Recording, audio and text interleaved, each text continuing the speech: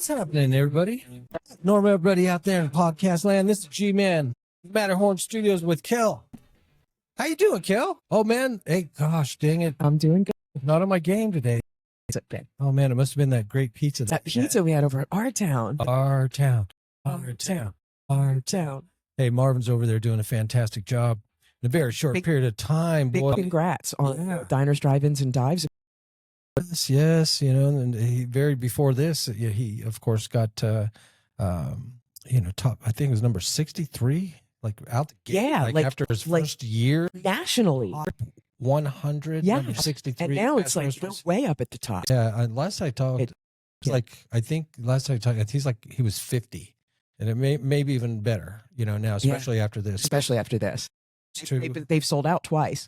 Congrats to our friend Marv. He's so cool. So cool. And his food is good. And you know me, I'm picky about pizza. Yeah. You know what? That kind of like leads into I didn't think about this, but today on episode 35, we're on the going to diet. be talking about what's the matter with cheaters. Yeah. People that cheat on diets. I didn't even have that on here. I'm going to bring that up.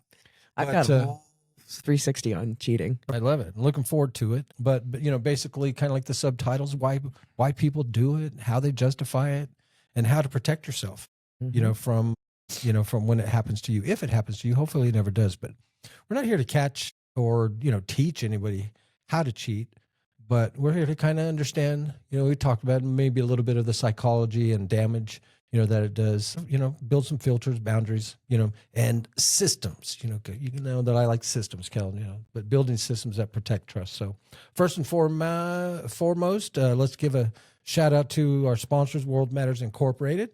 We house the show here, and thank you for that, you guys. Couldn't do it without you. Then, of course, creator and producer Big Bongo Productions. And we always give a shout out, of course, to KPGF 93.7 FM, who, of course, has been here for years and are still here doing their thing. We've got some great shows, America Matters, Military Matters, Being Blunt with Jay Biggs now on Saturdays from, I think, 8 o'clock to 10 o'clock a.m. And, of course, the Nevada Roundup with Shanimal and many, many others. You guys check them out. So now, Cal, this first block, let's do as we often do and kind of set some parameters and kind of define cheating, you know, kind of first of all, beyond the bedroom. That's a no-brainer thing, right? So kind of looking at it, bottom line, like cheating is a shortcut, right, to different places. Like that's why you cheat, you know, whether to win a game or, you know, whatever, you cheat, you know, but it's a bypass. It's a bypass. Yes, exactly. But cheating, my message is that, you know, it always, not necessarily in the moment, but it always eventually sends the bill. You know, sometimes you pay for it then, sometimes everybody around you pays for it. Somebody pays. You know, somebody pays, you know, for cheating even if you don't realize it, you know. So let's kind of set the scope a little bit and looking at, well, let's talk about the obvious first, Cal. Okay, so cheating, obviously, the kind of like the elephant in the room when we think about cheaters is a betrayal in relationships, right? And so let's talk about that, you know, first and foremost. So the question of why, you know, why do people, I think the last stats, there's more guys, you know, that do it than. Absolutely. But women are making a comeback. You know, it used to be, I think you guys were, say even 20 years ago, 30 years ago, I think you guys were somewhere around 22%. You know, basically, I think that the men were like at 33, 34%, somewhere in there, you know, has had an extramarital affair at some point in their life. And now the women are approaching like 30%, if not a little bit, you know, more. Whereas, you know, the men have actually increased, I think, to 38%. You can kind of research this. What's the percentage of people that cheat on the other one? But, you know, the long and short of it is, you know, why, you know, people do that. Sometimes it's for the thrill, you know, sometimes it's, you know, because they're unhappy, but they inappropriately deal with that unhappiness. You know, there's kind of like a way to do it. There's a way to talk about all these things of the why. If you're not they say sexually satisfied in bed. So that's why it's just, I love my spouse, but they just don't do it for me. And I don't want to get a divorce because everything outside of sex is great, and so they look at a justification, in order to do it. Have you, and I know that you have shared in your life, you haven't had really a lot of the boyfriend, girlfriend, you've never been married. I've never been married. I was sort of common law once. I was with a dude for 16 years and I would count that. We called ourselves husband and wife, because you know what it feels like. Absolutely. We definitely played house. I mean, it was everything a marriage was without the legality, without the piece of paper, pretty much. And at least that's how we thought of it. I mean, it was superficial. Like 10 years? I think it was what we both thought. Like relationship by that. Like we never grew together. Like we were basically semi-intimate roommates for 16 years. Like a business relationship? Almost. Yeah. He was 11 years younger than me. And so he was 19. I was 30 when we got together. You were robbing the cradle. It was a hardcore cougar thing, but I didn't initiate it. I didn't want anything to do with it. I tried to talk him out of it very hard for months, as a matter of fact. Yeah. I thought he was kidding at first. Like we were friends. That's not a cougar. Like he cougared me. Yeah. Like I see what you're saying. Age difference was definitely cougar. It was very new. You're more of a mountain lion. The cougar thing was just kind of coming about then. This was 1998, 99. So it was a phenomenon. And back then it wasn't necessarily age driven by specific ages. It was older woman, younger man, significant amount. And 11 years counted. No cheating between you guys? He cheated on me the whole time. The whole time? I never cheated on him. Well, I didn't know. That almost makes sense. I didn't know it, but I didn't blame him because I kind of like where he was at. Yeah. Young stallion. Yeah. Well, no, looking to spread your seed. No. It wasn't like that at all. He was a pussy. He was a complete loser. Like not loser. He wasn't a loser. He was a nice guy. Yeah. And he'd been with one girl before me. So, because I would tell people, oh yeah, my husband's 11 years old. And they go, oh, and I'm like, no, it's not what you think. Well, this is fascinating. I've never talked about this before. So since we're kind of like, it's in the realm of our conversation. So what was thinking back? Okay, you're 30, right? And I was living the life. Semi, like I said, in the prime of your life. So what Big was time. What was it about this 19-year-old where you're like, he wasn't even old enough to go to a bar. Right. Right. It's weird the way that life works. So if almost like if it was 10 years later and you were 40 and he was 29, that wouldn't seem no big deal. Nobody thought a thing of it. Nobody thought a thing of it. You get at the time in the late 90s. Women were still we were still kind of in our liberation phase, still kind of, where we were coming into power and had control in relationships. And so it was kind of a thing at that point for the woman to be the man, really, to be in charge. And I knew going into it, I would end up being his mother.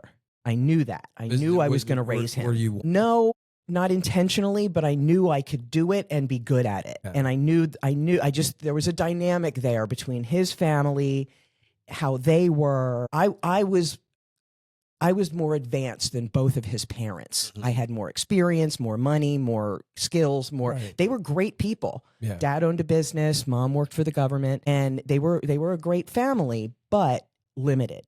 16 years. And he's the one that cheated and multiple times. So how long was it at the end that you found out? Or did you right at the end? Yeah. And then he disclosed that he had been doing it for a long time? Or did you just figure it out? I figured it out. I knew. I kind of knew. A couple little incidents kind of came up when we still lived in Texas. One relatively early, which again, I understood no matter what, because I expected him to wake up one day and go, "What the hell am I doing with this old bitch?" and leave. I just, I was waiting for that. And I don't need any. I don't need you. I don't need anything except this. This ashtray. And that's the only thing I need is this. This ashtray. And two paddle games. The ashtray and a paddle game, that's all I need. That's remote control. The ashtray, the paddle game, and the remote control. That's all I need. And these matches. The ashtray, and these matches, and the remote control, and the paddle ball. This lamp. Ashtray, paddle game, and the remote control. Pretty much. I lived my life. He lived his. We didn't build anything together. It's kind of a comfortable situation. It was just what ended up really happening was I got stuck depending on his half of the money. I owned a house. I owned the cars. I owned everything was in my name. And it had been that way from the beginning. And I thought he wanted that and wanted to participate in that. And he didn't. He just wanted to benefit from it. And he was lazy and avoidant. Before we had anything known about attachment styles, I called him. I said, you have created a brand new category of psychology. You're not passive aggressive. You're passive avoidant. And I used to call him that long before we knew anything about avoidant attachment or any of that. But that's exactly what he is. He would do, he was to anybody else, he was Mr. Johnny on the spot. We had a pickup truck at that point. And so, of course, anytime anybody needed to move, 6 o'clock in the morning, there's Nathan right there with the truck, helping out. And if I needed anything, oh, fuck no. Nothing I ever needed would get done. And he used to do this thing to me that drove me insane. I have to have ice in every cold drink I have, whether it's milk, whether it's water, whether it's whatever. He would leave empty ice trays in my freezer. My God. It's blasphemy. It infuriates.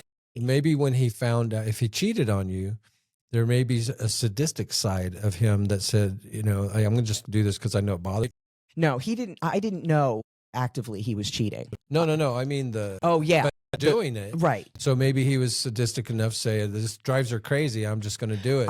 Because why would he care? If he doesn't care about not cheating on you, then, it's just like one of those things. It was I'm just thinking out loud. It was a weird dynamic because he wanted me. He pursued me. And I tried to ward him off for 4 months. Finally, I got so mad at him, his persistence, that I said, all right, fine. You think you can handle this ride? Hop aboard. You'll last 6 or 8 months. We'll go back to being friends, and that'll be the end of it. Yeah, he called his bluff. I called his bluff. You're bluffing. Vulcans never bluff. And it was fun at first because we were both into hard rock and heavy metal. And I was living the life at the time. I was deep in the middle of it right then and could get tickets to anything, passes to anything. And he was into death metal. And that was super easy. I got him to meet every single one of his idols. Like childhood not quite idols. as much in demand.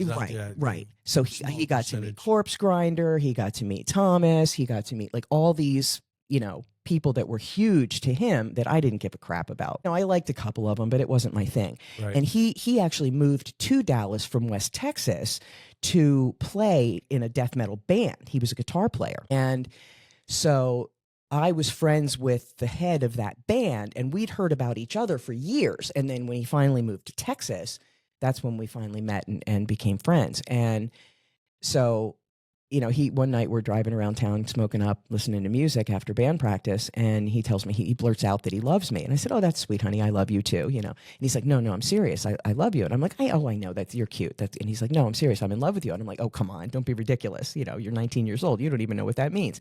So that started the back and forth. Right. And so finally, I'm like, all right, fine. And like I said, we fell into this inertia, where he's paying half the. So how did you find out that he was cheating? The first girl, that wasn't physical. She was still in Odessa and he was in Dallas. So that was an online kind of thing. It was more of like an emotional thing. And then she got a boyfriend and went to college and moved away and no big deal. And then the second one was his work wife in Dallas. And how I found out about that was her husband approached him in the parking lot and threatened him. And the company made him stay home for a week. He worked for a law firm, and they were afraid of liability. So he had to fess up and tell you that's why he got in trouble. So what was that like? We had separated, and he was living in his own place, but we were still in contact, and we weren't apart. We were just taking a break. I said, what about you need to live on your own. In his mind, again, just to justify it, maybe he's just like, oh, we're not living together. We're not, It had been going on before that. Like I said, she was his work wife. And I didn't think much of it at first because she was even older than me. And I knew she was married. I didn't realize how squirrely she was. Yeah, now there's this guy's jumping in all kinds of different rabbit holes, you know. And he didn't know what the hell he was doing and getting himself caught up in shit. Dangerous game, boy. The last one was Psycho. Her ex got involved, got me involved. I didn't even know. It got really convoluted. And yeah, this guy was a psycho. He was really, really nuts. And he slashed our tires. He carved stuff into his ex's hood of her car, and she thought it was me and got a restraining order against me, pulled me into court thinking it was me. I didn't even know about her. Whoa. That's how I found out about her. It's like some Fatal Attraction stuff. It was really fascinating. Her ex somehow found out who I was, that I was with the guy she was cheating on, and insinuated his way into my world without me having any idea who he was or who they, that they had a thing going on. I just thought this was, he was a chef. So of course I had the show Foodie Focus, and he had found me on Facebook because of Nathan and insinuated his way to meeting me and having this whole conversation, just as if, he knew James Beard and had worked for the big one in New Orleans. And, oh, yeah, okay, great. I have friends in New Orleans, and just blah, blah, blah, not thinking anything of it.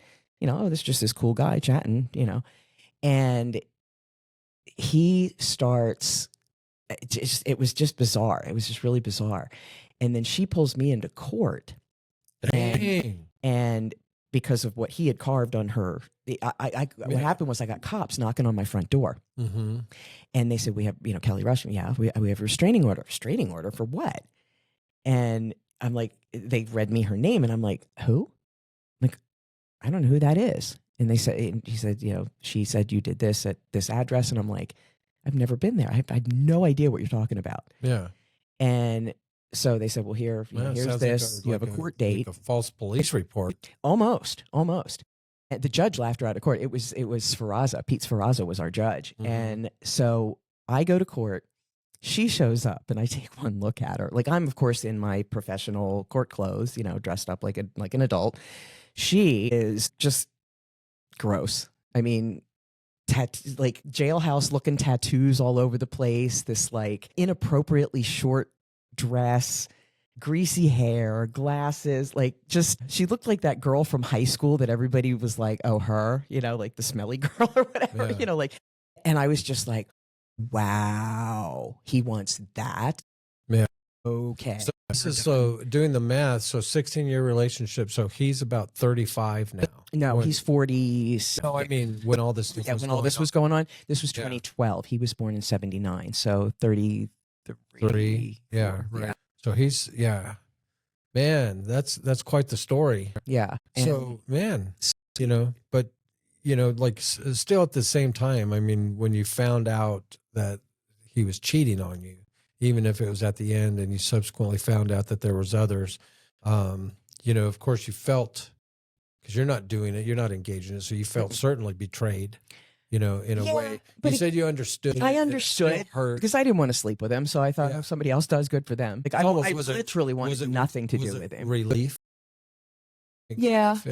Yeah. Like okay. It didn't hurt me. But at the same time, it was more shocking than anything else because it seemed so out of character for him because he played such the quintessential nice guy. So like experiencing it in an unusual, way, because by this time, I think your emotional attachment to him, whatever it may have been at its apex, was at this point gone. Oh yeah, long gone. So, kind of like being hurt, you didn't really experience that. Yeah. It was more like, why? Why didn't you just leave? Like, what? Well, that's the whole thing. And I even said to him, at the very end, I said, what was this even all about? Like, why did you want to be with me so? Well, and there's we got other kind of components to talk about, but let's talk about that real quick. Why didn't you just leave? A lot of times, again, with things that I've read that I recall, that let's say that there is a, whatever, they're just like, say after a decade or whatever, let's say they get married when they're 24, now she's 34, not quite as thin, or he, it goes both ways. And maybe the sex isn't just as good, or maybe, there's not as much oral copulation. that there used to be. And so over a period of time, if it's like, hey, how come you don't do this anymore? I'm tired, understandable stuff, right? And so they just go out and to go get what they used to get that they still desire, and know that if they make too big a deal about it, or if it ends in divorce, they don't want divorce, because then there's the splitting of assets and all the stuff. Maybe they have kids. And so it's well, and the men lose all the logistical benefits. Marriage benefits men, period, not women at all. yeah, Almost at all yeah. anymore. But the reason, again, not saying this is isolated to this one reason, but to me, the manly thing would be to talk about the situation. Absolutely. Like if it's like, let's say you get used to love BJs that you got from your girlfriend that turned into your wife. And now, of course, you're raising the kids. They're teenagers. She's running around all soccer practice and stressed out because of bills and stuff like that. So she just doesn't have that emotional connection anymore. You know what I mean? And again, no fault, it just happens. But why can't he just talk about it to where he says, hey, so how about this? I understand, so I don't want to cheat. I don't want to cheat. So to avoid that, is there any way that we can come to an understanding, like get a little hall pass or something like that? By at least, my point is by at least talking about it. And I'm being a little bit funny. No, I have to admit, I was very impressed. I mean, I know she came on to you twice, and that both times you set her straight. She came on to me? Rick, enough with the chivalry. I mean, come on. Paige has a crush on you, and you didn't take advantage of her. I'm just saying, that is very cool, especially since you have your wife's permission now. I like that. You have morals. Fred, I need to talk to you. You were Rick. No, I'm Rick. What? Please don't judge me. Not so serious. No, but that's the main thing is talking about it, because then and just the whole discussion. Well, here's the problem. Well, that's all that. Stop dating their wives. No, I'm not. Again, I don't want to get into all that. All I'm saying, you got to get is to the that root cause of why she stopped. Because also, men aren't the only ones that cheat. Women cheat also. So what I'm saying, if it's, and it could be for other reasons, but if you go out and have sex with somebody else, normally it's because you ain't getting what you want at home, male or female. And my point is that there's a major apprehension of at least talking about it. Absolutely. Because what'll happen when you talk about it? The possibility they'll say no. Well, they're, as far as what? No, I'm not going to agree to what you want. Yeah, you should anticipate that. What I'm saying is that by almost in a way, just bringing it up in a way where you're flippant, we're just like, what do you want me to do? Mm-hmm. Do you want me to go to a massage parlor? I don't. Right, like a threat. Well, a veiled threat, let's call it that. Like an ultimatum. Where you're basically saying, it's like, I don't want to do this, but I feel really strongly about this. I'm still 34 years old. I wake up with a heart on every morning. I want what I married, and now it's a little bit different. But this is herein lies another problem.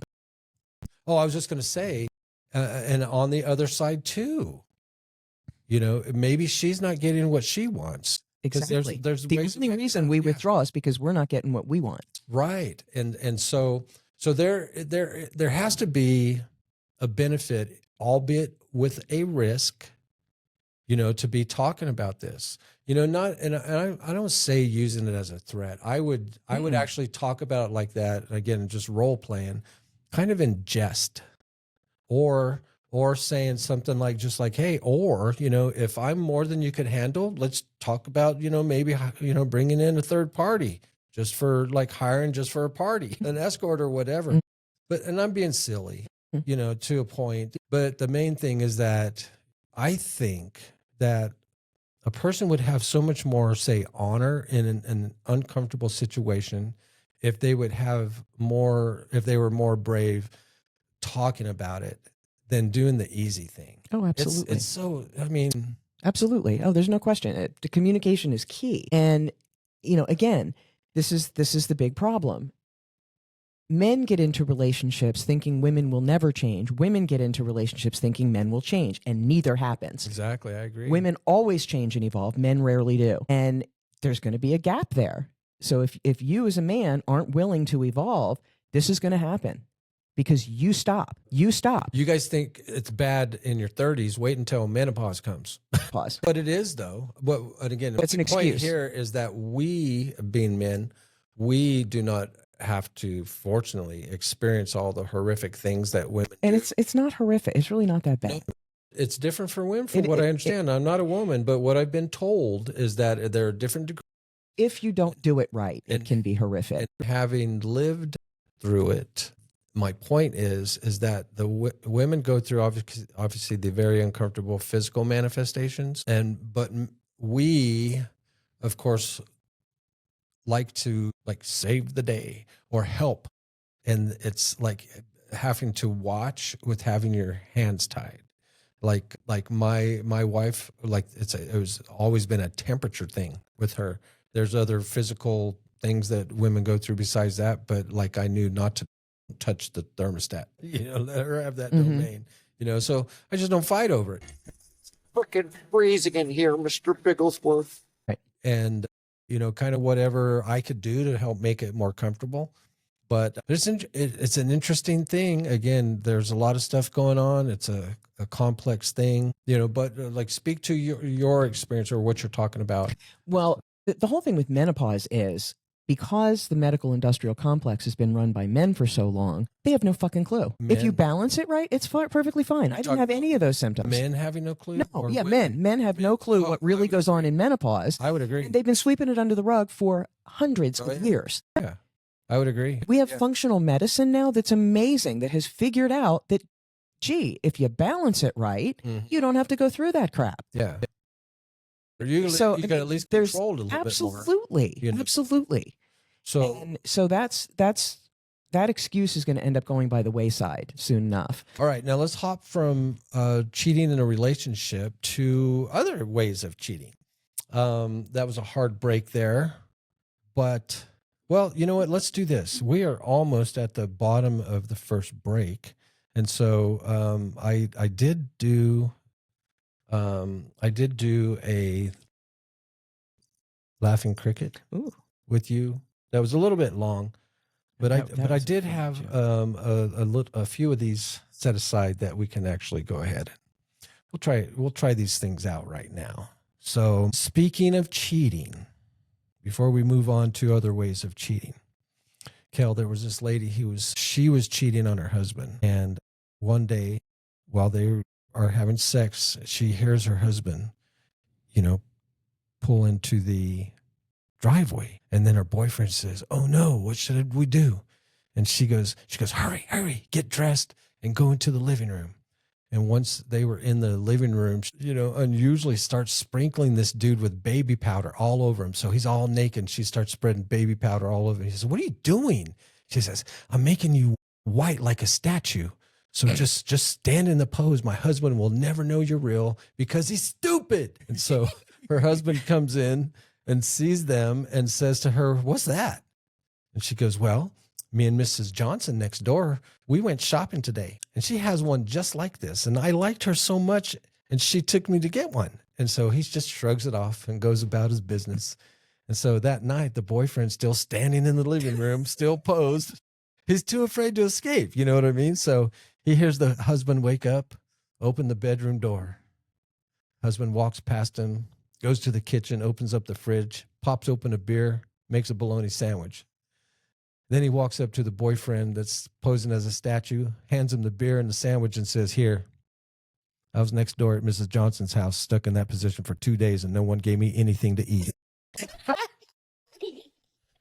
Mrs. Johnson. Oh my gosh. Oh, that's when cheating is fun. That is funny. Yeah. Now, here's another one. We'll be talking about this kind of next. So my wife found out that I was cheating after she found the letters I was hiding. She got super, super mad, said she is never playing Scrabble with me again. What? What? Oh my gosh. I missed that. Yeah. The wife found out he was cheating after she found letters he was hiding.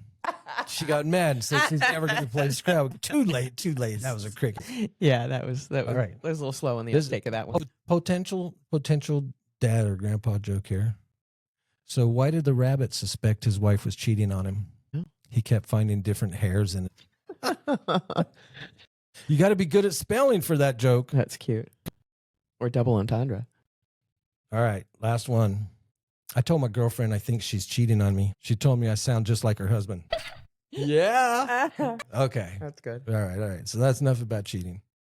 So now let's talk about let's talk about, as silly as it sounds, let's talk about cheating at board games. Have you ever cheated at a board game?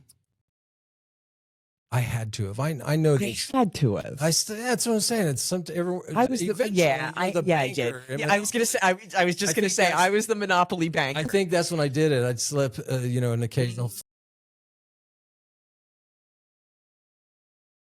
It wasn't like something I did. Like I liked the challenge of trying to win. Yeah. So cheating at games to me was no fun. It didn't make much sense, but I think I did once. I was Todd. because I Like was the banker. nobody likes a cheater. Like that young age, nobody likes a cheater. But you find just when you're playing with your brothers or sisters, or maybe your next door neighbors or something like that, you're kind of your competitive edge, that you're always looking for. Even in sports, right? Now you didn't play sports, right? But there's this old saying that in sports, if you're not cheating, you're not trying. Right. So I guess the point is to get a competitive edge. And so like in whatever sport, like football, you get penalties. And I know, again, just there's sometimes that that you did something against the rules of the game. And then you look and see if there was a flag thrown, and there's no flag, and you're relieved, right? You didn't get caught, right? And that's a, fairly innocent, type of thing. Because if you keep in those games, if you keep cheating, eventually you will get caught, and it's going to hurt your Bill team. Belichick. Yeah, good one. Yeah, and you're gonna hurt your team. And so, but with games, another way that you can kind of break rules and cheat is in business, right? Oh yeah. Let's talk about that, because we have both experience in business. So when we think about cheating in business, what are the first things that come to your mind? Different anecdotal stories that you can, whether it was Embezzlement, financial fraud. That's illegal though. That's worse than cheating. I mean, because you could go to jail for that. You know what I mean? Cheating, and putting yourself at risk of being put in a cage. I mean, that's a whole different level. Yeah, but in any business sense, cheating is illegal. Mm-hmm. Well, so, there are subtle ways of cheating in business, though. Like what? Well, I don't know. Let me think. Okay, so let's say. There's psychological manipulation. That's exactly right. That's where I was going with this. But that's not really cheating. That's just tactics. Well, semantics, right? Cheating to me is illegal. Cheating to me implies illegality. It's more than just breaking. No. Because cheating, like I gave you an example of being in sports or a board game. That's not illegal. No, I'm talking in business. In business. Yeah, it's poor sportsmanship. Yeah. But see, then that's the thing. But again, if you're doing it in any organized situation, there's going to be penalties. Like whether it's against the law. Here's a way. A law. Let's say that you're a manager, okay, and you're responsible for a weekly report. Okay. But you lied on your resume, and what they're asking you for, you're actually not qualified to do, but somebody that is. And so you pay him a little bit under the table to do your job. And then he does such a great job that you get a promotion from it where you're not responsible for that anymore. So you got promoted. But are you qualified for the promotion? Because somebody else was doing the work for you. But can you do the job if you get that's what I'm saying. So that's cheating. And that's not illegal. It's not technically illegal, but it's a fireable offense. So now you're spinning. Like the I said, essential thing is like I said, is not illegal, but it depends in business. Whether it's against the law or a law, it's still illegal to me. Like that's what I'm saying. That's a subjective thing. We're trying not to. Yeah. You have a lot. A fireable offense is against a corporate law. The corporation has its own laws.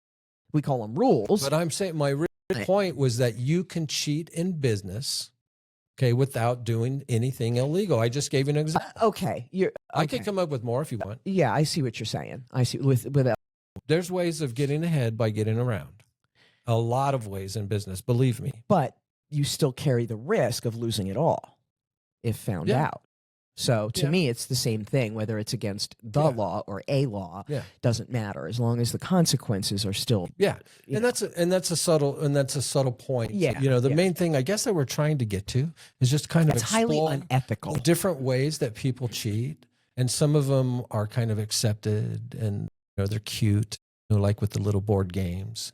But cheating on your spouse, And I isn't think so I don't cute. think it's so accepted anymore. I think life is such a fucking scam right now that people are getting hardened against any kind of subversion like that. Like people are starting to get hardline about stuff. Well, I hope so. I do Because too. this stuff I do too. goes It's about on, time. Again, no politics, no religion, but that stuff goes on at those higher levels all the time. As a matter of fact, it's part of it.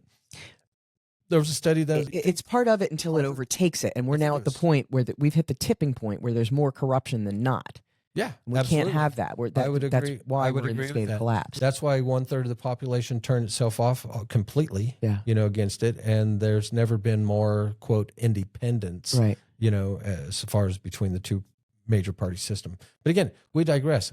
Exit the off ramp when we start doing that. So, but the point is, again, cheating in general, the general term, has all kinds of different forms. Let's call it like definitely. that, in different arenas. Right? And so that's what we're doing today on What's the Matter. We are talking about the rules that we have to adhere to as far as cheating. Right. So what does it say about a person that, again, there's different degrees, right? But let's say a person that is really good at cheating on their taxes. Because you and I, I guess I'll just go out and say it. I think that in a kind of viewpoint is that taxes on our income from our wages is Our labor.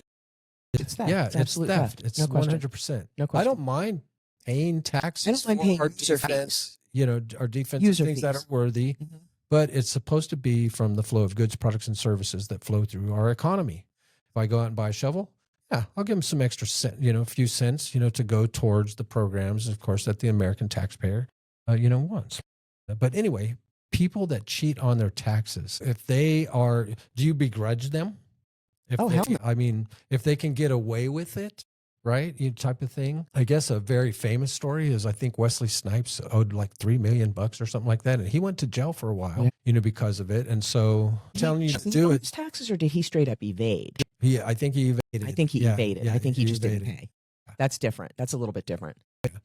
But, well, I mean, if you cheat on your taxes and if you got caught and then if you didn't pay, It's not what they quite as said- severe. If you cheat on your taxes to reduce your rate, what you do is you pay the difference and penalties. You don't go to jail. Straight up evasion, you will go to jail. I can't remember the specifics. Like even what's the difference between cheating and evading?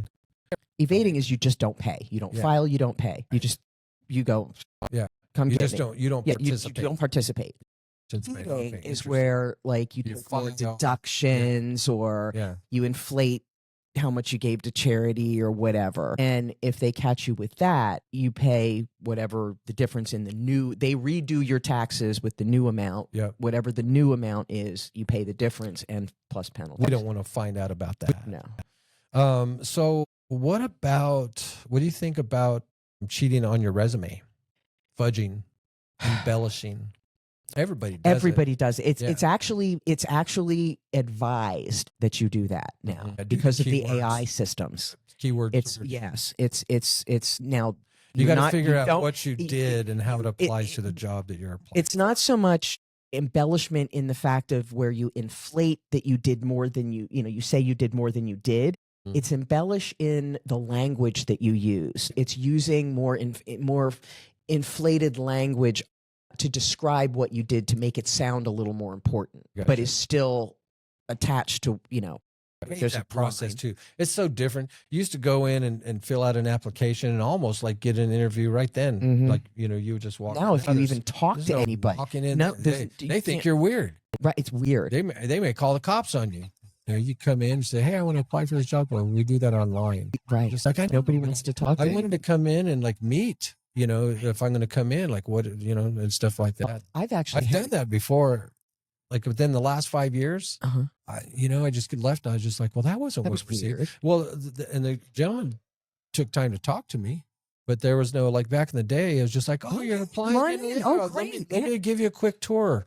So-and-so's not in right now. I'll give you the lowdown though, and whatever. And then you report back to the person, hey, this one guy came in. He was impressive. I would hire him. He's going to give you a call, but there's none of that. No. Now it's like, Now guy came in. It's just like, hey, just like pull this one out, because, he could be a sniper. Yeah.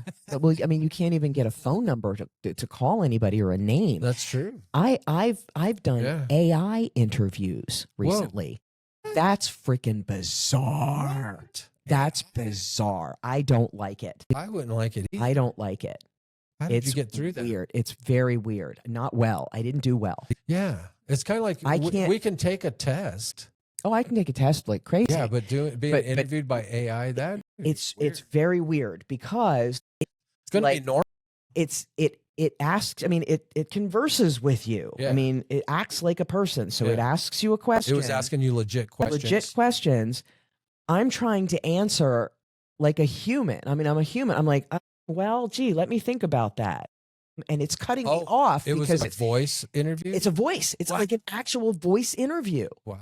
And like I don't interact well. I don't even like talking like voice texting. I don't like talking to machines. I just don't. And so it was very uncomfortable. My autism came out like crazy.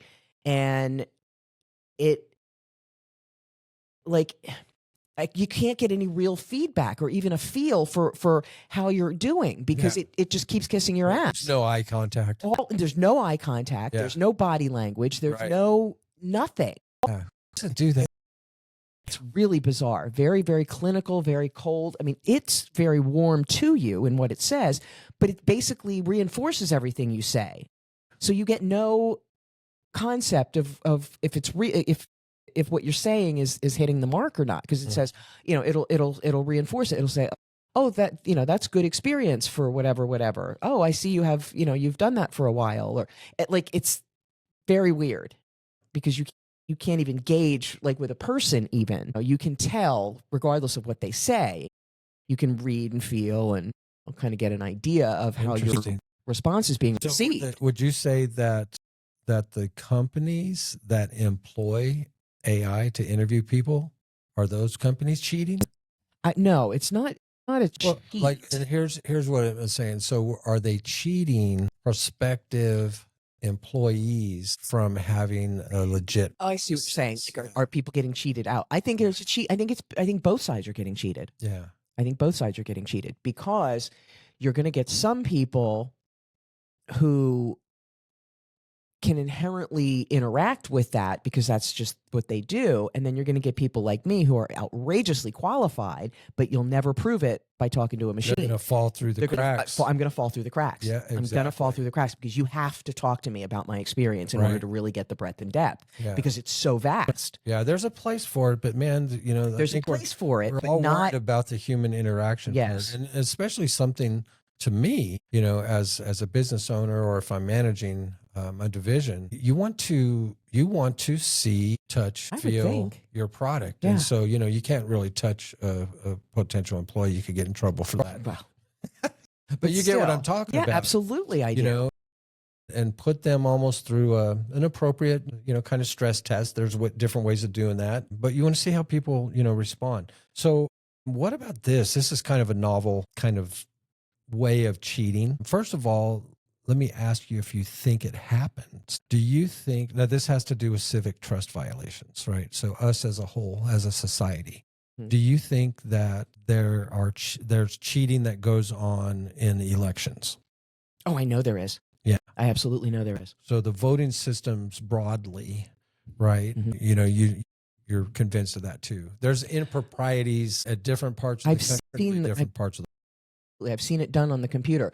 I figured it out when I ran for Congress. Oh yeah. And because that was the first time I voted on a computer, and I was a computer tech. I was Wow. an IT consultant. Okay. And This was long before the internet was even involved. These were the Sierra Pacific and Diebold machines. And I walked into the precinct. First of all, I knew something was up with my race because I ran against an 8-year incumbent Democrat as a libertarian, and the Republicans didn't even bother to put a candidate in our race. So I already uncontested. I already knew the fix was in, and I couldn't figure out how they did it.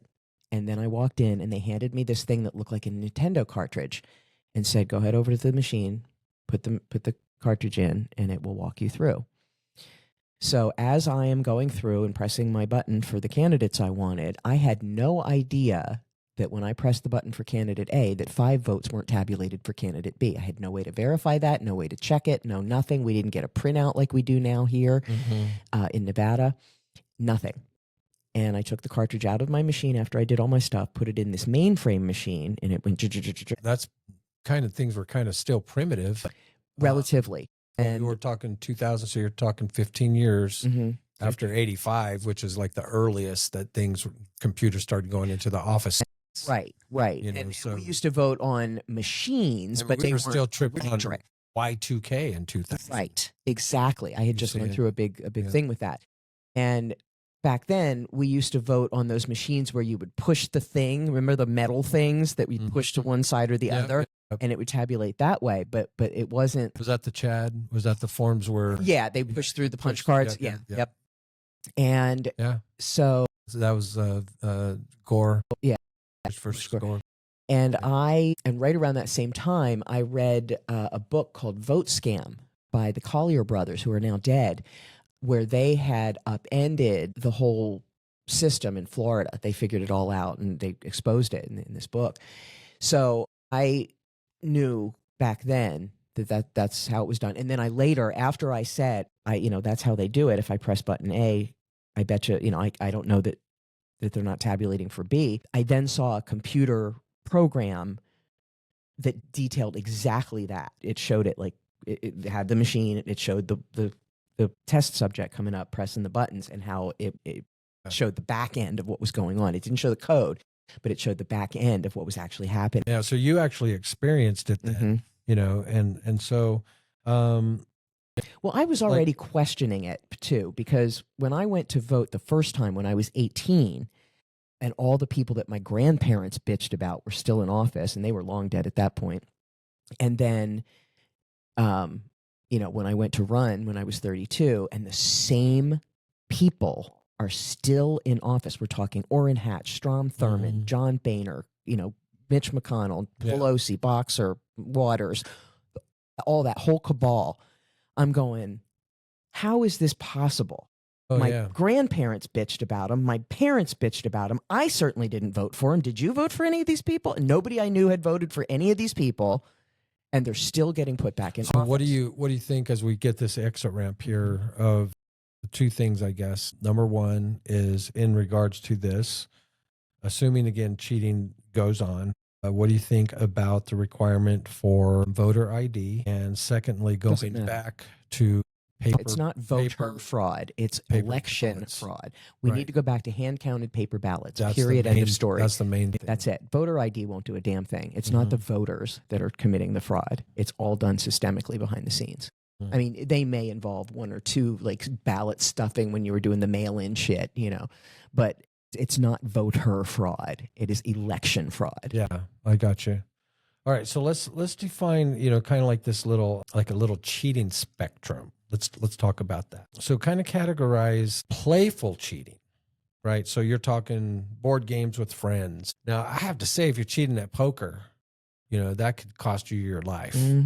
That's according to the Westerns that I've seen. So there are some games that are more serious than others, right? But wouldn't you agree, like if from a cheating hierarchy, this is probably the lowest form of cheating, where if somebody's cheating at a board game, if it bothers you that much, you just don't play with them anymore. Right. It's not going to hurt anybody. It says, kind of like more about their immaturity, right? I guess, than anything. Right? So that's just, kind of playful. Maybe indicating a little early narcissism. Yeah. Or we kind of joke, I can't beat my wife at cribbage. So I accuse her of cheating. I don't know how you do it, but you That's are funny. way too good at this. Know something that you haven't shared with me when you're teaching me. You teach me how to play the game, but you don't teach me how to Win the game. game. Yeah. Well, that's even better. Yeah, how to win the game. That's good. Now, another one, the next one kind of, I guess, on the dichotomy is competitive cheating, which kind of may blend in with board games, out of place. Usually I think sports, but Sports, right? Now, sports is where you're looking to get that edge. And, this comes, all these things, as we talked about, comes at a cost. Mhm. And so this one actually comes at a cost, not just for fairness, but your reputation. integrity. Yeah, your integrity, your Absolutely. reputation, because there's obviously, whether it's in baseball doing a spitball thing or Tom Mhm. Brady Like in the back. underinflating, Yeah, or- deflate yeah. gate. And we see all this stuff, right? And it's almost like, as a fan, if the cheating was done on your team, you almost sit there just like, well, I'm sorry they got caught, but at least they're trying. Right. I appreciate them Right. trying, No, because then you get that kind of No, see, I'm to me, what that like once I'm you just saying, start, it kind of still gets swept away. right? Swept. Yeah, It's kind of like, it does. that's why they say if you're not cheating, you're not trying, type of thing. So in sports, it's almost, you get a pass. Yeah, but you don't, and because what Well, it does because you're right. ultimately, it degrades everything. It's poison. Cheating induces poison, and it just, the more you excuse it and let people get away with it, or talk it away, he got caught, but just this or whatever, however you minimize it, it just expands it, because then you have to do the same for the next guy and the next guy and the next guy. And once people realize that and start to run something down, it's like a bank run. It's over. That's where we're at with society right now. Well, and like the latest thing on cheating, we haven't really talked about this, but do you know, or have you heard, specifically with basketball? So No. they're like doing point shaving, because now you can do betting, while the game's being played. That And was they're that influencing ruined. college kids Of and course, stuff like of that. They're course. getting in trouble and arrested. Federal stuff, right? Anybody didn't think that was going to happen. I'll So predictable. never know. I'll never know. Yet we ruined Pete Rose's career over it, and then make it legal. Well, what's Excuse me. crazy is a couple of these guys, they had multi-million-dollar contracts, right?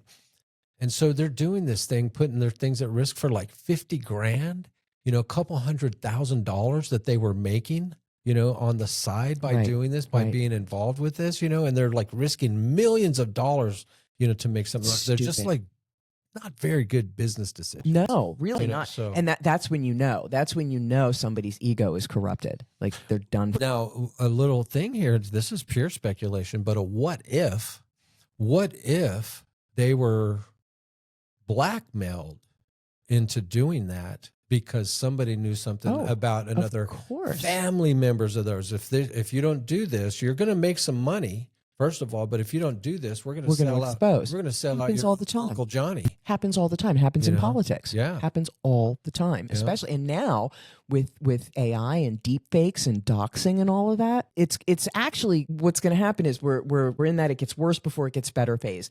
Initially, because of the lack of understanding how the technology works, you're going to get the subversives that can come in and pull scams.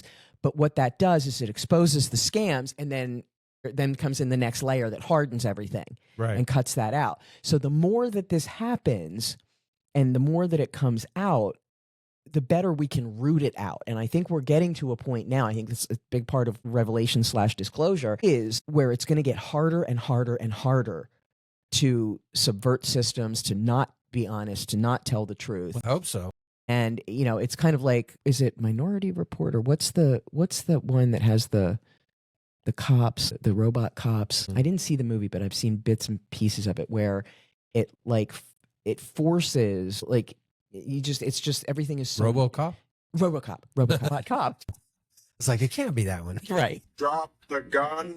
You are under arrest. But I think we're getting to a point where we have the technology to verify and validate now. Yeah. It's like Get in there. with an instant. Getting there. And there's good and bad sides to that. I mean, we don't Right. want to get it so rigid that that there aren't any You got to be able workarounds or to, exceptions. you got to be able to get away with a few things. There have to be loopholes. So looking at this spectrum, though, kind of like reviewing what we have so far. So we talked about cheating in board games with friends and stuff like that. So that's kind of like a quasi, not like a social media cost, but the cost that you have is, again, getting a bad reputation with your friends. I never play sorry with Bill because he's always cheating, Right. So it's just not even fun. And so, of course, the competitive cheating, as we talked about, there's a fairness cost and a reputation, cost within your team. Now, no doubt about it, when we're talking about cheating from a relationship, romantic standpoint, it's not just the betrayal. I mean, there's trauma. You may not recognize it, Right. but there's absolutely trauma on both parties, right? Mhm. And the one that it happens to, of course, suffers, I think, the most trauma. And we've talked about that before. It's interesting how when there's a breakup, your classic breakup, at first the woman is destroyed. Stereotypically, the woman's destroyed. Her friends, her girlfriends rally around her, empower her. Things are going to be great. She recovers, comes out stronger than ever. Oh. Yeah, I like it. And the guy at first, his friends are just like, yeah, F that bitch. Let's go have a beer. Let's have a beer. And then when he sees her, then he's the Living one her best life. in the end he's the one that really kind of suffers the most. So No question. you guys be cautious out there. So, but the betrayal, romantic, there's definitely trauma there. Now the institutional cheating, money, company, civically, there's a society cost, right? The prices go up, job demand, quality of the employees, all these different things, factor in. Institutional cheating could also be in our school system. Like we talked about, for example, you experienced something negative to where you got a bad grade because you didn't show your work, right? So No, I did all the. I got all instead the of- answers right and did all the work wrong. I showed it. But instead of them saying, how did you do this, and question saying, wow, this could be somebody that has a This could be special something mind. different. Yeah, here. It was just kind of like flushed.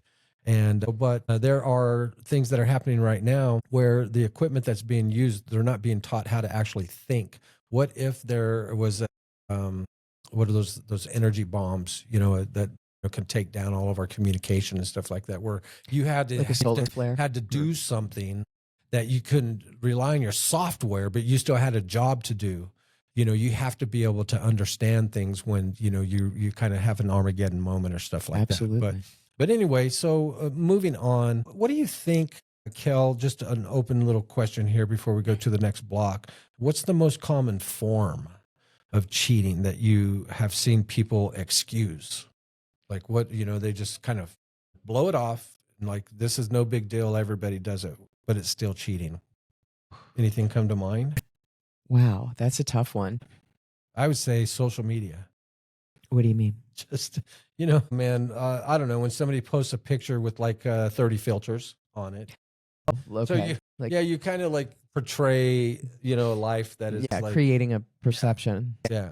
And I don't That's try not to really live cheating. That's just like misconstruing, I guess. Yeah, You're right. It's that's not really cheating. misrepresenting maybe, The or most common way of cheating that people Yeah, just people kind of like blow that. off as an excuse.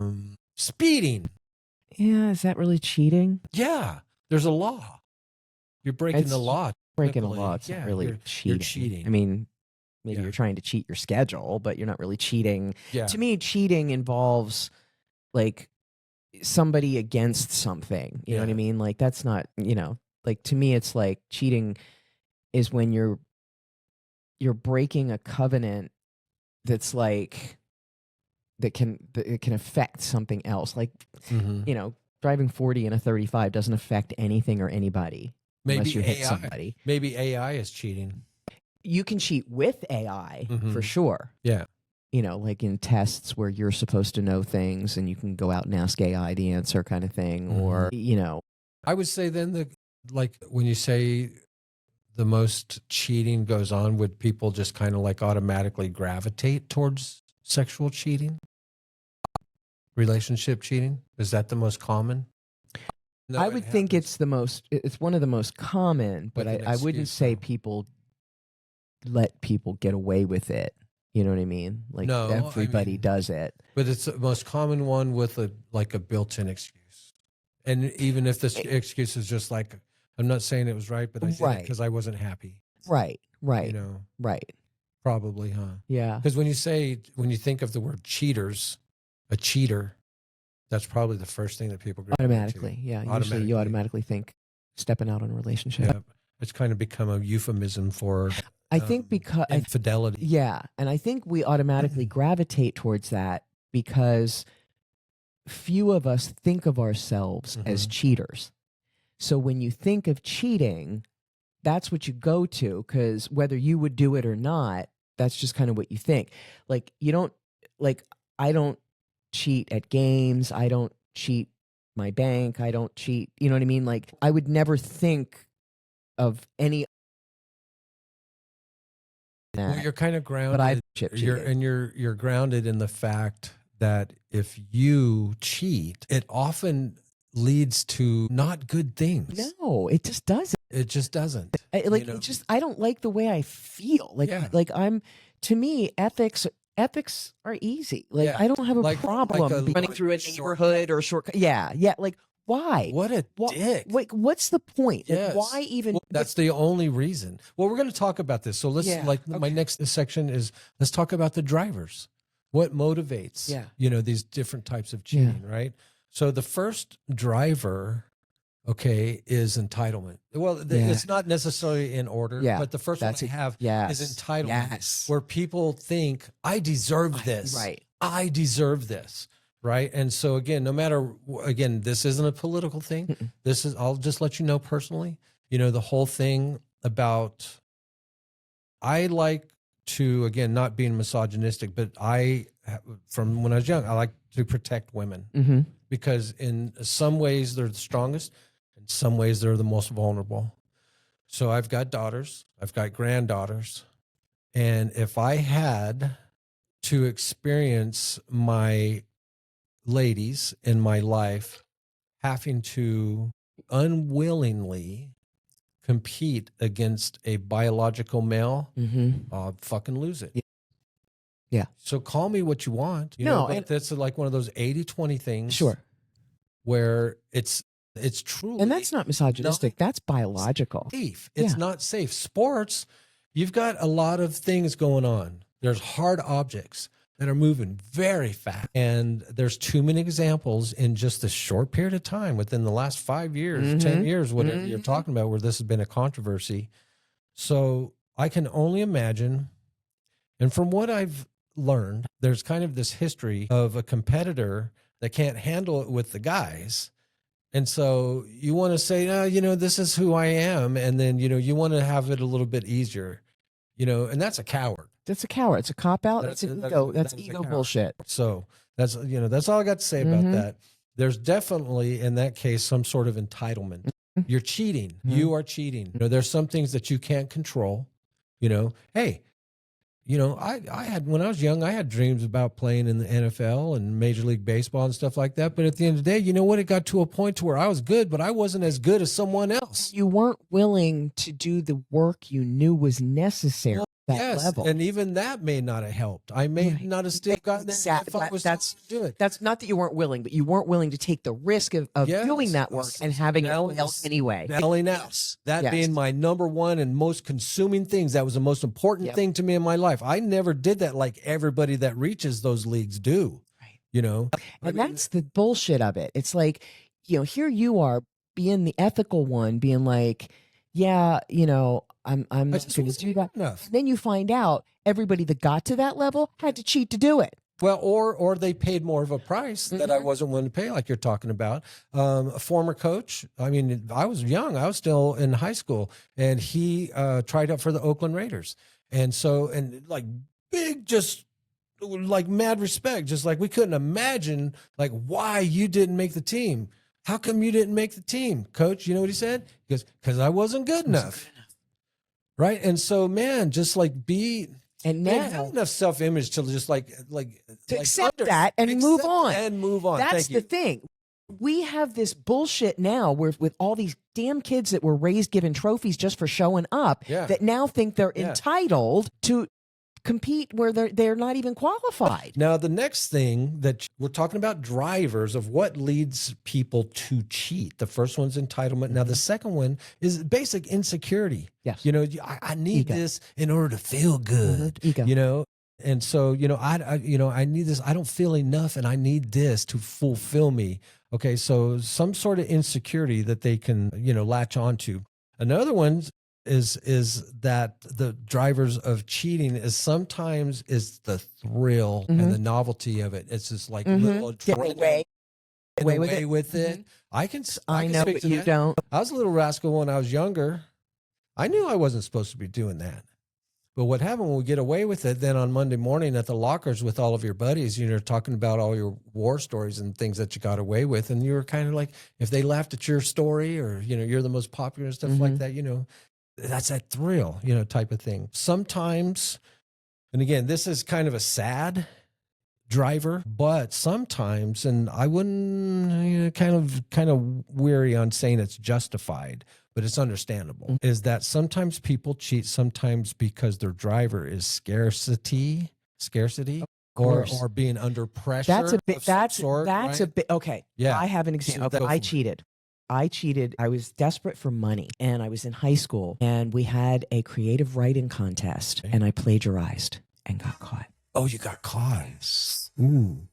Yes, I was editor of our literary magazine. Oh my gosh. We were running this contest, and I had access to all of the archives of the previous literary magazines that had been published. And I found this one story that really struck me, and I co-opted it. and You loved changed- it, huh? I loved it. Yeah. And changed the name of the characters. And my teacher recognized the story. Classic. I was so stupid. And it was funny because he wrote in my yearbook, send me a copy of your first novel. And then I became a professional writer. I love it. So he he sounds like a kind of a pretty good teacher. He was Like, great. He was so good. He did. So he confronted, but he didn't confronted me, embarrass but you? didn't. He didn't Yeah. make a thing out of it. Didn't Yeah. make it public. Didn't pulled Good me for him. aside. Good for him. And I said, I'm sorry. I needed the money. It was $35 for God's sake. Did you get it? No. You didn't No, even get the no, money. no. You got caught in the middle. Yep. And I'm glad. I'm really glad Yeah. I did. And But the lesson that you the learned lesson I learned paid off a lot. It stopped me. It stopped me for doing that again. You got a little confessional in too, Kel. Mhm. I like that. Now the next driver I wonder whatever happened to him. that He was cool. Yeah, He you was can actually check good. that He out. was good looking too. Dennis. His name was now Dennis. flipped the script. Right. Yeah. I went back. He'd probably take you out to dinner. Now if he's single. Jeez. Yeah. He was so good looking. Well, we always think that our teachers We're so much older. like you're maybe Probably right. Starts- I think he was probably in his young 30s because he was salt and pepper gray. And You know what I know about teachers, like with their former students, he would, I don't know if you could do it, but he would love for you to get in touch with him. I and did. Tell him how much you appreciate. I went back 10 years. I got back 10 years later to my high school reunion. And I brought him a copy of the magazine I wrote for. There you go. And I said, thank Thanks. you. Yeah. Thank you. Good for you. Good job. All right. The last main driver that I have here, people cheat because there's an opportunity, sometimes perceived, sometimes real, but there's an opportunity for them to take advantage of. Nobody's going to know. Right. I told you a story a couple of weeks about a guy that got arrested, felony on his record now because he took money out of a safe thinking nobody would know. He didn't know about the secret camera that they have there. Just dumb, type of thing. But there's an opportunity there. And so perceived or otherwise that people know. So drivers, entitlement, insecurity, the thrill of it, scarcity, and opportunities. Now, here's how they justify it. And I want you to comment on these. So how cheaters justify it. Here's the first one. It didn't hurt anybody. Right. And Nobody found out. He doesn't even know. It's only $5. yeah. If nobody truly got hurt, I'm leaning towards okay. Right. I might be okay with it. Yeah. You know what I mean? Because ultimately the cost, Ultimately, the penalty if somebody was able to get away with something, the initial setup was flawed. So if cheating is possible, that means a system wasn't hardened enough. life is hard. You Yeah. know? Like if you can cheat and get away with it, that's a systemic flaw. It's when you cheat and get caught Yeah. that the system works. Yeah. And of course, you know, the degree that it hurts others, I think. Right. is I think a so bit too. of a I think big- so. I'm big litmus I test can for all of us. Yeah, I can slide in certain, case by case. About this one, how cheaters justify cheating. Everybody does it. Yeah, that's think a that's Congress- straw man. That's I a think straw man. Congress. Yeah, but that's actually a straw man argument because it's not true. It's just straight up not true. Not everybody does it. You know, that's a rash generalization to assume, in every case everybody does it. It's just not true. Yeah. Okay. How about this one? I was forced into it. I had no choice. That might be possible. Blackmail. Yeah, blackmail, ultimatums, rock in a hard place kind of situations. Again, that's a case by case thing, depending on the severity of it. When you have the lesser of two evils kind of thing, or having to pick between two bad choices. That's again, it's just situational. What about contingencies? Speaking of situational, what if somebody, kind of says, it's not cheating if XYZ? It's not cheating if you get away with it. Oh, that's bullshit. That's not true. It's cheating. You just got away with it. Yeah, no. And see, these are the games It's we not play. cheating if nobody knows. These are the semantic games that we play as humans to bypass, our internal governors. And it's just in a lot of cases. What it's a just great name straight for a up not true. band. Internal Internal governors. I governors. like it. Right. That's That a is good good. one. That is Internal good. governor. Too funny. That is fun. All right. But I guess the key point here, the takeaway is that, I don't know, cheating like often starts like as a story Mm-hmm. until Yes, you're telling yourself a story. until it becomes a habit. Right. Yeah. Because a story, And that's the you're- problem. I'm It's doing like this if you get because of away this. with it. I'm doing this because of this. Yeah. I'm doing this, and you repeat. I'm doing this because of this, and then it's a habit. Like, so let's say you started cheating when you're 19 years old, and I don't know where your former boyfriend is now, but I wonder if he's still cheating. That's a good question. Right? That's a good question. He's Maybe it's a habit. married to one of the girls he cheated on me with. Interesting. That's always an interesting dynamic, Yeah. because when you start a relationship by cheating with somebody or like with somebody, what makes you think that they're not going to do that to you Exactly. eventually someday? And Yeah. like the fact that that he actually married her surprised me. Right. But I can't imagine he has a whole lot of opportunity. They're in like Nebraska somewhere. Now let's talk about sometimes so we talked about sometimes you cheat because of these needs, right? Yeah. So let's talk about sometimes where needs get twisted. Yes. Because we have needs, but sometimes they get twisted. Well, and if you're, if you say sex is a need, that's a lie. For sure. We're mostly, again, That's where a lot of there's- the justification early- comes in. There's early physiological factors, for sure. But if we were always programmed, if we were, say, growing up in a program just like, hey, It's a okay, huge so program. the time that you have sex is between 15 and 25. After 25, people that have sex, people normally don't have sex because their priorities change, this, and this. Mhm. If we are programmed like that, but you're right. I mean, sex is all over the place. I Right. mean, you've got, It's a program. It's a pornography it's a like it's a crazy very like never before. specific corrupt program. right. This overt insane sexuality. Yeah. They have figured Overwhelmed. out they have figured out how to trip our dopamine and get Mhm. us addicted, and sex is one of the absolute easiest main ways. Yeah. Well, the young people now, as we talked about, they're kind of like not like we were. Let's put it that way. But They're getting- not having sex with each other. Mhm. They're watching porn. Yeah. Yeah. And they're probably They're still having sex, moving- just not with each moving other. to the AI. You got Mm-hmm. you got your avatars and stuff like that. We're talking about where these needs get twisted sometimes. So talk about when the need for love, which we all have to a certain point, Mhm. or desire, right? Need for love. No. Yeah. And this leads to seeking validation. Yes.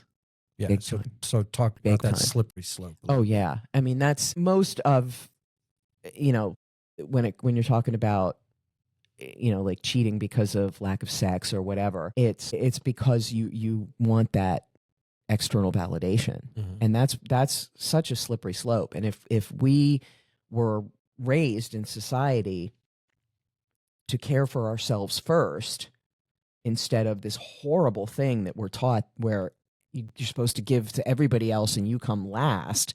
Like, I don't know where the hell that came from, but it's stupid and wrong. And we're figuring that out now. But yeah, the classic, you can't save the put person on the oxygen phone. mask on Yeah. first, and that's why, because if you don't have your own internal sense of who you are and how you feel about yourself, you're open to being whipsawed all over the place. You're gonna chase after whatever people tell you. For sure. Now talk about, sometimes people cheat because of a need for status, and so your need for status leads to cutting corners. Mm-hmm. That's another one. That's another good one. Definitely, because if you think that the person you're with is beneath you somehow, you're going to keep looking around. You'll keep your focus, kind of like looking for better options. I think that's real common now too. I think what happens in a lot of relationships is they all start out, in the honeymoon phase, right? And everybody's love bombing everybody else and trauma bonding, and oh, you're my soulmate and all this Trauma crap. bonding, I love that. Yeah, and you think everything's great, and you forget that there's a day to day. When you're dating and when you're in the first stages and you're not living together yet and all this stuff, you're both living two separate fantasies of what's going on for the most part. Mm-hmm. And he's thinking one thing and she's thinking something else, and they're not communicating because you've got this chemistry and it's magic and you don't want to mess with that. No, that's a dysregulated nervous system. Chemistry and butterflies is not a thing. I mean, that's not something to base a relationship on. Maybe it's just lust. That plays into it.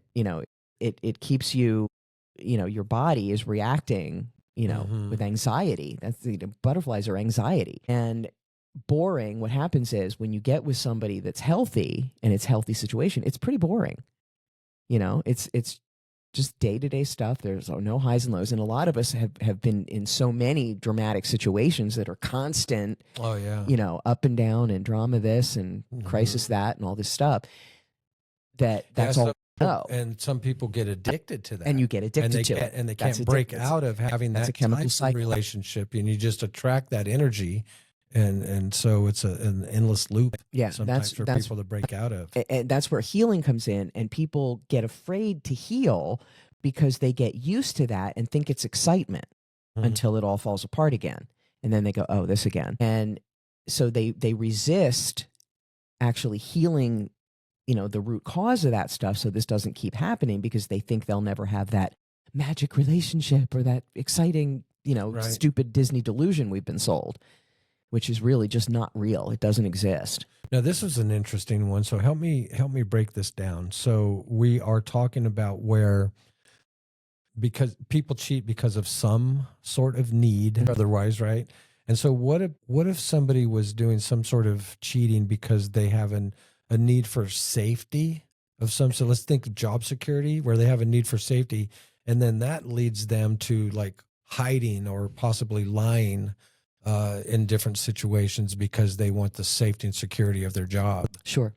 Yeah. And again, that's a bad perception. Oh, I have to have this job. I can't. No. If it's putting you in those positions, you need to be looking for a different job. That's a huge red flag sign to you that you're in the wrong role. Selling your soul to the devil. Absolutely. Kind of thing. Absolutely. What about this last one here is if you have a need, you cheat, and let's say you like break the law because you're hanging around people that you're part of this group because you have this need for belonging, right?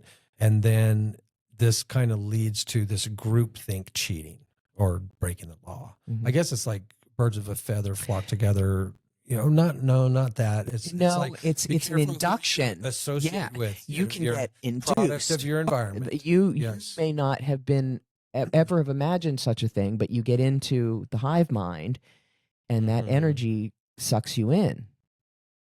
Absolutely. I mean, you can watch that happen. You can watch that happen in a group. So now let's do a little lightning round here. Last week we talked about signal versus noise, right? And so just a real fast answer, if it's a signal, which means it's kind of like this real issue, or it's noise, which would be kind of an excuse. This is just noise. So signal or noise, if somebody says, I cheated because I had no choice. I mean, is that a real issue, or is it just an excuse? It could be situational. Situational. I think it depends. I would say probably in most cases that's going to be an excuse. You're held at a gunpoint, or threatened with your job, or and even then, even threatened with your job, you really have to. Yeah. Do I want this? How much is my integrity worth? Exactly. All right. So cheating, in relation to cheating, is it signal or noise when somebody's excuse was, I cheated, but it was just once? I'd still say that's noise, because if you do it once, it opens its door to a slippery slope. Yeah. And at least own it, right? I cheated, but I didn't mean to. It just happened. Yeah. I got that advice from my tax straight accountant. up tripped and fell upon a fat dick. I didn't mean to. I was drunk. Yeah. I was lonely. What about this one? This is not. No. They deserved it. That's just not a way to get back at somebody. No. I don't care what they did. Yeah. If you can't, it's not the if way you to do can't it. be the bigger person. Yeah, they deserved it. They cheated on me, so I cheated. Right. Now we're Nanny, even. nanny, boo boo. Now we're even. Yeah. Eye for an eye makes the whole world blind. This is interesting. So I cheated because the system is rigged. That one I'm more aligned with. That's a good That one. one I'm more aligned with. I mean, if the system is cheating, then I'm kind of like, yeah, it's part of the you game. got to do what you got to do. Yeah. I thought you'd say that for some reason. Yeah. All right. So Because I've been in that situation. I mean, that's I've seen that happen. I mean, that's very real. all right. So let's talk about relationships again. Okay.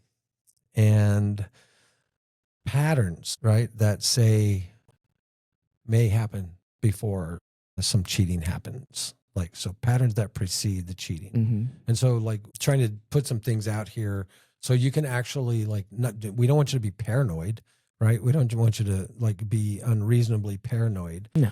But talk about a pattern related to secrecy spikes, right? Where you're getting these continual different sonar, that kind of These just like, feelings. why is this person being secret? Yeah. And it just happened today, hey, so-and-so, said this, and I was telling my wife, hey, so-and-so said this. And then, so she had a question. And so I just, boom, open up the phone, open up the text and let her read with no fear. Sure. She could have went and was just like, oh, I wouldn't have tripped or anything like that, but that's not what we're talking about here. We're talking about where there's signs. Absolutely. There are clear signs. Start flipping the phone over on its face instead of this way. Oh, You're so you sitting on the can't couch, see so the you message can't see that a comes message in. coming in. Turn off all your ringers. Turn off all your notifications. See, there's all kinds of stuff. Oh, yeah. I don't even have my brain clogged with things. Thank goodness. Oh man, that's a lot of work. It's a lot of work. That's a lot of work. It's a lot of work. Okay, now what about a pattern where it's kind of termed boundary erosion? Like, what would I think of? Like that has to do with, potentially being a sign of cheating, a boundary erosion. Like, let's say, you used to always say, I don't want to make plans without checking with my spouse first because we work hard all week and we like to keep the weekends to ourselves, She may have type of something thing. planned. And then there's an erosion of that boundary over time where that consideration is not done. Oh, hey, you want to go to happy hour after work? Oh, sure. Yeah. Let's go. right? Hey, I'm going to happy hour with Joe. Well, wait, I thought we were going to go to dinner. Yeah.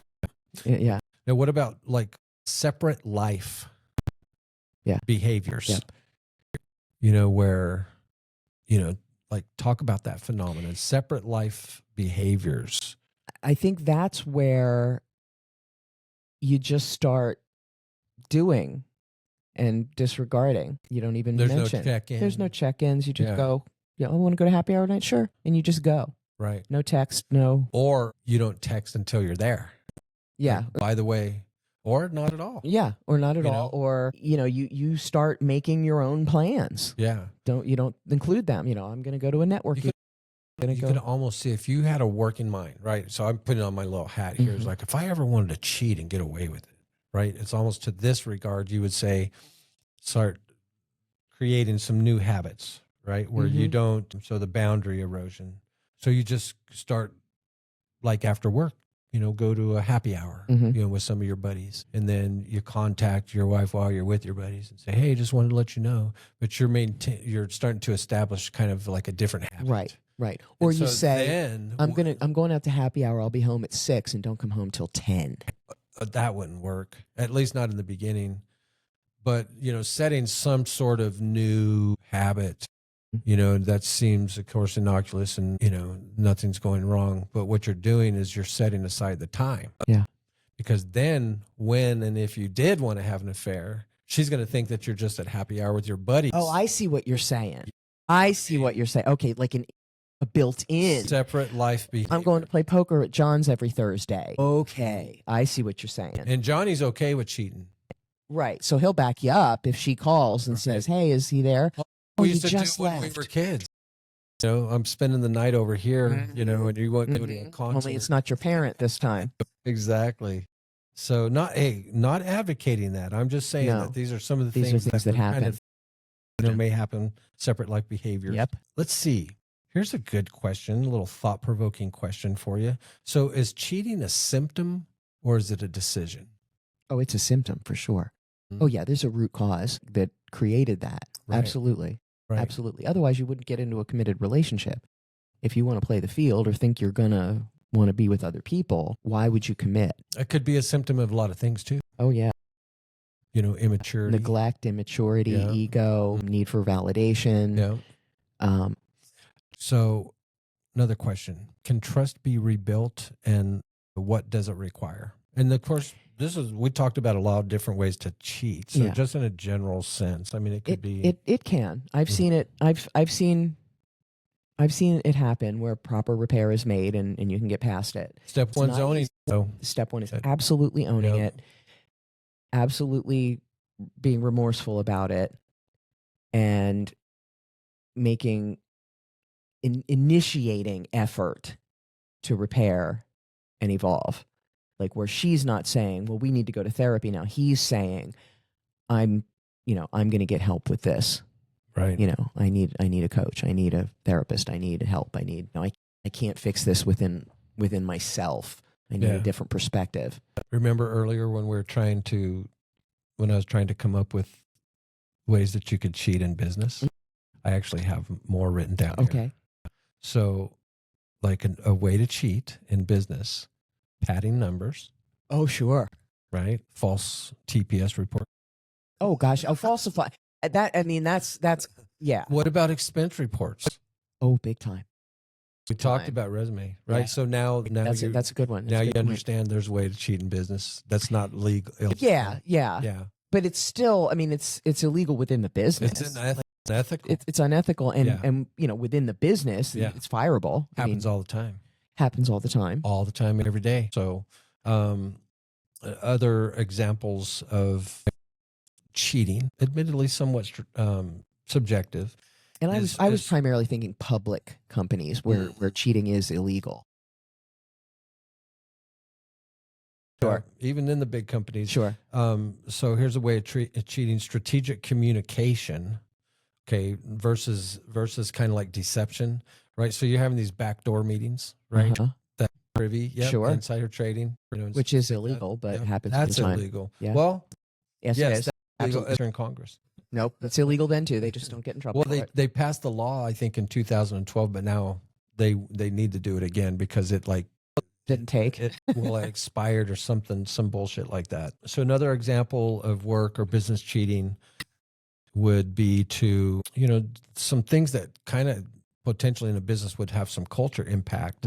And, good employees leave, cynicism spreads, Wow. things like that. Yeah. So what's this thing I have written down here? If you reward only results, don't be shocked when people cheat for results. Oh, of course.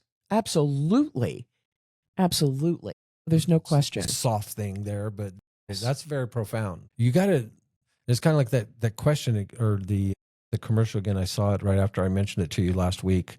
It's an app, where like, how does this guy know so much about his employees, and then, he's looking on it and lady named Pat, just like 7-year anniversary. He's just like, hey, Pat, 7-year anniversary. Thanks for all the hard work. And she just like smiles, that's a reward. Didn't cost anything except for a little bit of time, but how productive is that girl going to be now? How, like the retention, she's like, I love my boss, he gives us all respect and stuff like that. That's all those soft skills, but I digress. We're talking about cheating. So games and sports, I don't even know why like somebody would cheat when the stakes are so low, like why cheat in Little League or high school or anything like that, And that could be a parental thing too. That like if there's so much pressure from the parent for the kid to excel, playing for the Super Bowl, and like it's all about the parent and their ego because they're, everything their kid does reflects on them. Yeah. And I'm trying to think now, did I ever get into a situation like that? And I really didn't. Like, that's good. I mean, I was put in situations like that, but I'm trying to think, did I ever cheat because my mother was so insistent on me Probably not doing something? It's very isolated. Which is.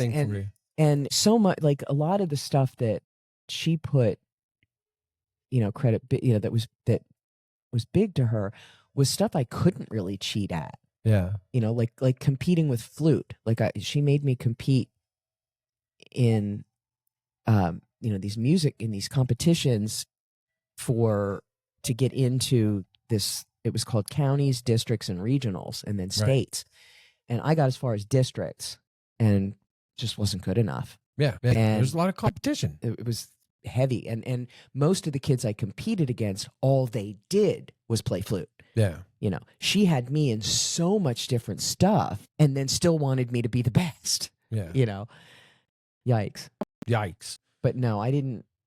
I knew inherently if I was the best or not. And I would do the best I could. Yeah. And then if I made it, great. If not, I'd take my lumps from her. Well, and that's the way it should be. You got to know how to deal with this disappointment too. Another last little note, it's kind of like you find out that somebody on your team is unethical. They're kind of a cheater, man. Man, it brings down the vibe. It really does, because now it's kind of like you're forcing, or a person is forcing them to kind of, what is it, acquiesce, Yeah. To the whole thing. I'm the snitch. I'll out him. Yeah. That's good to know. Yeah. Okay, so now let's talk about, let's finish this show today with a little thumbs up, thumbs down. What's the verdict? Mm-hmm. So just give us a thumbs up and thumbs down, or thumbs down on this, and just a brief explanation of why. So the terms that looks like I have about 6 here. What do you think about just the thinking or belief that once a cheater, always a cheater? No. Why? Because I think it can be situational. I think that may be accurate in many cases, but it's not universal. Yeah. It's not absolute. I agree. Now, no, even in relationships. That word always is key there. Yeah. So that's your qualifier. Okay, so number 2, cheating is usually a character issue, not a circumstance issue. Sometimes. Usually. Yeah, so you I agree. think. So usually. I would agree too. What about this one? if you forgive cheating, you're basically approving it. Forgiveness is about you. So there's a difference between forgiveness and condoning. When you forgive, you're letting go of the emotional charge around the situation, but not But necessarily are you basically condoning. approving it? Like to me, I don't forgive. I may let somebody else's behavior slide, but the Mhm. forgiveness is for myself for letting it So happen. you're saying you don't forgive conditionally. Right. Forgiveness isn't really about the other person, and I think it's very it's misconstrued. The people take the word wrong. You can forgive without condoning, because what you're doing, you're not letting the person off the hook. You're letting yourself let go of the emotional charge of the situation. That's what forgiveness is. And because people put it in such a religious sense, in the way it's misconstrued in religion, I think it gets taken out of it's misinterpreted of what's going on when you forgive. What about this one? Most people cheat because they're afraid, not because they're evil. I can believe that. Thumbs up Yeah, on that. yeah. I don't think most cases of They're afraid of losing out, afraid of survival, how to make 'em feel. money, a relationship, attention. Yeah, it's more of a. Most people aren't inherent cheaters. Yeah. They might cheat in a specific circumstance, but Yeah. they're not inherently looking for opportunities to cheat. That's Typically. rare. That's Typically, pretty yeah. rare. All right. I think you'll like this one. If the rules are stupid, cheating is justified. I can agree with that sometimes. I can agree with that sometimes, because yes, there are definitely oversteps, Yeah. laws that are just Exactly. Like 1 o'clock in the morning, 4-way stoplight, and you've been sitting there for 2 minutes. There's no cars at all. That's actually as legal. far as the Yeah. eye can see, and that red light is not changing. Or if it cycles twice without changing on your side, Yes. you can legally go through it. Okay. That happens on That happens every once in a while. Vassar and Yeah. Kitsky. Yep. Yes, it does. That one, Yes, when it you're does. turning left Yep. right there. Yep. That skips a couple times. Yeah. Fix it. City of Reno. I've had to bust that one a couple times. Okay. Last one. What's the verdict? Thumbs up or thumbs down? Trust can be rebuilt after cheating. It can. Takes a lot of work. Yeah. Takes an absolute lot of work, a lot of contrition, a lot of mea culpa Ownership, on the yeah. cheater's part, ownership, Absolutely. accountability. Absolutely. But it can be done. All right. So I have this last segment here. We got about a little bit less than 15 minutes. So kind of like we talked last week about filters, boundaries, things like that. So let's talk about real quick how to protect yourself, putting together like a little anti-cheat framework. So kind of the formula goes, pressure plus opportunity plus a rationalization from diagnosing people. When you do that, you're designing a reality, right? So you want to basically reduce the opportunity for people to cheat. Now, this is a anti-cheat framework. So this is how to protect yourself, right? These tools that we always try to come up with for you guys. So reducing your opportunity for people to cheat with you. It could be text messages, right? All the crazy stuff that comes, a phone call, from somebody saying, hey, your social security is going to go away unless things. So anyway, have clarity, transparency, audits, agreements, things like that. Reduce the pressure of these things by having realistic expectations, right? And having a way to support. If you have any questions that somebody may be cheating or taking advantage of, you have somebody that you can go to. You're a great resource. Kel can research something. Oh, thank you. And Yeah, say, you shouldn't be doing this. Yeah. Yeah. This is a scam. And then, of course, just challenge yourself, to just come up with the right realization, no matter who it is. Yeah. And trust your gut. Call it what it is. Yeah. Like Like call stuff out. Ask questions. Yeah. Like, you shouldn't be afraid to ask questions. If you feel uncomfortable asking questions, question that. Because if somebody's legit, they should want to be able to answer. Want to clarify. Absolutely. Just to dispel your suspicions for whatever reason. Right. And hopefully you're not being called to mat so often, which leads to the next point, in finishing up here is kind of creating a little personal cheater filter, right? Coming up with what behaviors in my relationships, personal, business, or otherwise, what behavior is non-negotiable, deal breaker for me, Absolutely. right? Establishing these boundaries, and what boundaries must exist online with friends, at work, and what does accountability look like here in these different places? The accountability is different in different situations, right? And what are my early warning signals? What do I do if I see? Yeah, red flags. Yep. Don't ignore red flags. It's not you. You know what I mean? Like, don't doubt yourself because you have doubts about a person's behavior. And there's different ways of bringing up uncomfortable topics of conversation without being confrontational. Chase Hughes has a good one. I love that guy. Yeah. He has good information around this. He calls it a golden bridge. You call somebody out lightly, but don't accuse them. Hey, it's kind of, were you wanting to embarrass me there? And give them the opportunity to backtrack. I like a good joke. Like, is that what you were going for right there? Because I kind of mistook it like you were trying to embarrass me, but I don't think you would do that. Yeah, I don't. You're not that kind of person. Yeah. And you give them the golden bridge to. It's actually a Lao Tzu thing. You always like things like this. So what do you think about this? The next thing is don't respond. We're talking about this right now. Don't react. We talked about this last week. If you catch cheating or suspect it, pause first. Don't need to get into confrontation right away. Don't react, right? Don't trigger. Get the facts. Review or choose your boundaries, right? Because you just may say, this isn't even a big deal. I'm just going to go right by it. But this is one of my boundaries up. I got to stick up for myself appropriately.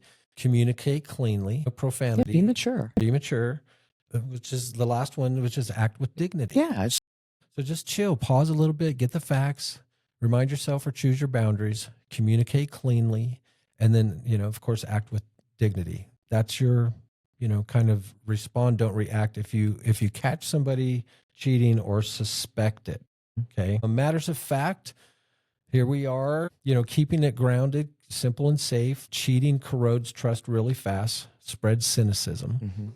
Rebuilding trust requires consistency, transparency, and time. Those three things. Being consistent, being transparent, and then time. Don't try to force feed your contrition. You see what I'm saying? Yep. But there's ways to check in and making sure that you're doing a good job. Lastly here, chronic stress and sleep loss also make impulsive decisions more likely. We talked about this a little bit last week in our filter episode. That Physical is health. About all that I wanted to talk about today. So why don't you take a few minutes here as we wind down and give us a quick recap or thoughts on what we talked about today. Yeah, I think we talked about cheating that doesn't hurt anybody. Like an example of that might be like cheating on your diet. Yeah. I mean, you're just hurting yourself. You're hurting yourself. You're hurting your goal. You're putting things off. But is there reparable damage to others? No, that's a you thing. And that's the kind of thing that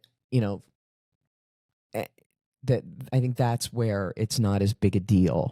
That's really a signal to yourself to discern how important that goal is, or how important that I think from a just kind of scale, socially, personally, that as far as cheating goes, I think that individually, say cheating on a relationship, I think most people would agree that that's probably the highest form of cheating, at least from a relationship standpoint. And then any kind of cheating that, say, hurts other people, again, to me, that's the worst. Cheating on a relationship, that's it's bad, but it doesn't hurt anybody but those people that are involved. To me, higher level stuff would be like 2008, financial crime, financial scams, that kind of thing. That people lost their life savings and stuff like that. That's far worse. I think so. Absolutely. I mean, that can literally ruin somebody. Yeah. That's a survival issue. An emotional, right?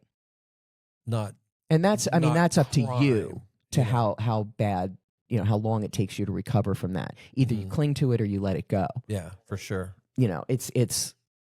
But when you're talking about, wiping out somebody's financial ability to navigate, or identity theft, Yeah. where, you can't prove who you are, that's when it gets dangerous. Yeah, for sure. Social proof, social credit. Mm-hmm. We really, as a humanity, here in America, I mean, they've already screwed themselves in China. Here, we've got to revolt if they try to do that. Any of that stuff, like digital banking, any of these things where we don't have full control of our own, our own earnings, our own, possessions, things that we have physically paid for and taken possession of. We have got to. That's where we have to realize we're the 99%, and we cannot let these oligarchs, these psychotic oligarchs, threaten us in that way. That's where we have to, conclude within ourselves, if it gets to this point, I am willing to physically revolt. I'm willing to physically fight back, whatever that means, whatever that takes. The owners of the tax farm. Mm-hmm. Well, heck. Well, all right. That's what's the matter. What's the matter with cheating? It's not just breaking a rule. It's breaking trust. Sometimes in a relationship, sometimes in the workplace, sometimes in a whole community. And the scary part is how easily it is to justify until, like I said, it becomes a habit. And so if this episode hit home, don't use it to judge the world. Just use it to protect your values. Set those boundaries, build life. You don't need to lie your way through. Big thanks to World Matters Incorporated, Big Bongo Productions, and shout out to KPGF 93.7 FM and the World Matters family of shows. So next week, Kel, on episode 36 of What's the Matter with Evolution? Are we truly evolving, or are we just fooling ourselves? And we're going to get a little freaky with this when I recently watched Bugonia, that wild story where this guy kidnaps a powerful CEO because he's convinced she's an alien. And it kicked up this bigger question, Kel. If a jury built of outside intelligence did judge our progress, what would they say? Are we getting wiser, more disciplined, more self-aware, more humane, or are we just upgrading our gadgets while staying emotionally prehistoric? All right, so we're going to take stock of where we are, where we're falling short, and what real revolution is going to actually look like in everyday human behavior. So same time, same place. I'm the G-Man for Kel. Stay curious, stay kind, and protect what you say because it matters. See ya!